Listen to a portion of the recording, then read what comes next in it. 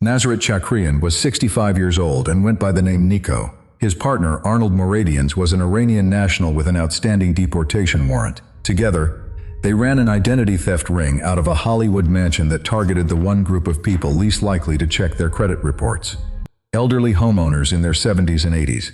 They stole identities, forged documents, faked death certificates, and borrowed $17 million against properties their victims owned free and clear. It took the FBI 4 years to trace every shell account. When they finally moved in, 11 people went down in a single morning.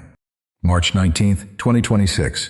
Federal agents fanned out across Los Angeles before sunrise. By the time most people in the city were pouring their first coffee, the FBI's Eurasian Organized Crime Task Force had served warrants on 11 addresses simultaneously. Chakrian and Moradians were both in custody before noon. 9 co-defendants joined them by end of day. A 15-count federal indictment had been waiting, sealed for weeks. The scheme was built on a simple insight. Elderly homeowners who had paid off their mortgages decades ago rarely had reason to pull their own credit. No monthly statements, no lender correspondence, no alerts. Their properties sat in public records, fully owned, often worth millions in the Los Angeles real estate market, and nobody was watching. Chakrian's crew would identify targets through property records. They focused on owners over 70 who held their homes outright. According to the IRS Criminal Investigation Division, the ring then obtained title reports on these properties using the victims' stolen personal information. Once they confirmed clean title, the real work began. They built entire false identities around each victim. Forged driver's licenses, fabricated business records. In some cases, they created fraudulent death certificates for the actual homeowners, a move that let them pose as estate executors or surviving relatives. The forgeries were detailed enough to pass scrutiny from private lenders, who specialize in hard money loans. Hard money lenders operate differently from traditional banks. They care less about credit scores and more about collateral. If the property is real and the title is clean, they'll fund the loan. That's the gap Chakrian exploited. His team would approach these lenders with what appeared to be legitimate borrowers backed by legitimate collateral. The properties were real, the owners were real, the borrowers were not. The DOJ's Central District of California office laid out how the proceeds moved after funding. The defendants had constructed a maze of shell companies, each one barely more than a name on paper. Loan funds would hit one account, transfer to a second, split across a third and fourth. By the time the money settled, it had passed through so many entities that tracing it required forensic accountants working backward for months. Chakrian ran this operation from a mansion in Hollywood, not a rented office in a strip mall, not a P.O. box in another state, a mansion. The same address where he conducted meetings, stored documents, and lived his daily life. The operation generated so much paperwork that investigators later recovered boxes of forged identification materials from the property. The victims, meanwhile, often had no idea anything had happened. Some discovered the fraud only when collection calls started arriving for loans they never took out. Others learned about it when they tried to sell their homes and found liens they'd never authorized. A few only realized something was wrong when county records showed new liens filed against properties they'd owned for decades. One of the cruelest elements of the scheme was that the victims were precisely the people least equipped to fight it. Elderly homeowners, many living alone, suddenly navigating federal fraud proceedings and title disputes they never asked for. The investigation ran from roughly 2022 to 2026. The FBI's Eurasian Organized Crime Task Force led, with support from LAPD detectives and IRS criminal investigation agents handling the financial forensics. 4 years of surveillance, document analysis, and account tracing. 4 years of building a case strong enough to arrest all 11 defendants at once, rather than risk tipping off the network by picking them off individually. If you're finding these stories useful, hit subscribe. More cases like this every week.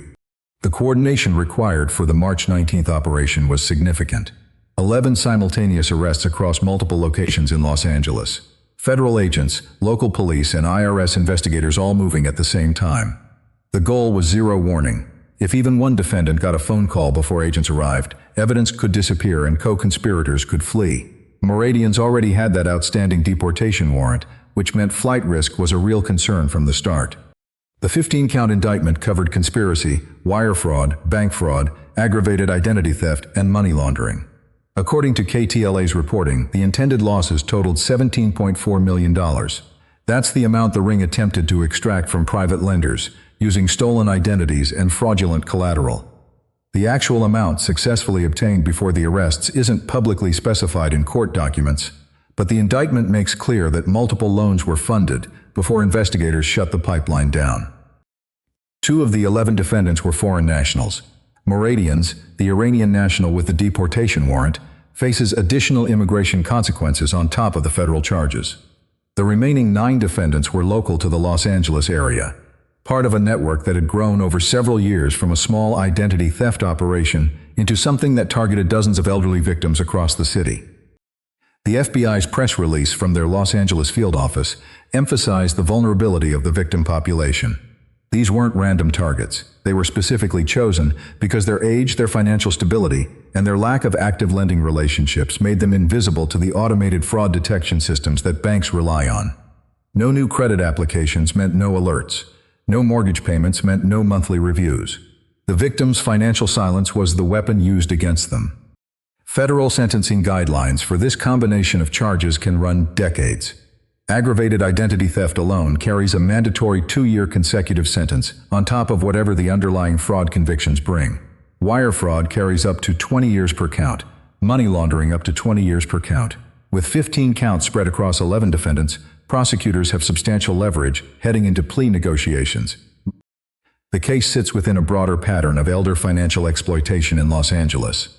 The city's combination of high property values, large elderly populations, and a deep pool of private lenders creates conditions that organized rings can exploit repeatedly. What made Chakrian's crew notable was the scale and the sophistication. Faking death certificates, building entire false business histories, constructing layered financial networks specifically designed to defeat forensic tracing. A typical identity theft ring targets credit cards or bank accounts. This one went after the biggest asset a person can own. All 11 defendants have been arrested. All 11 face federal charges.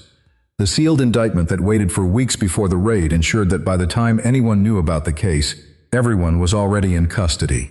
The Hollywood mansion where Chakrian built his operation is now evidence. 65 years old, running a $17 million fraud scheme out of his living room, targeting people his own age, and he thought nobody was watching. The FBI was watching for 4 years. If you want more stories like this, they're on the channel.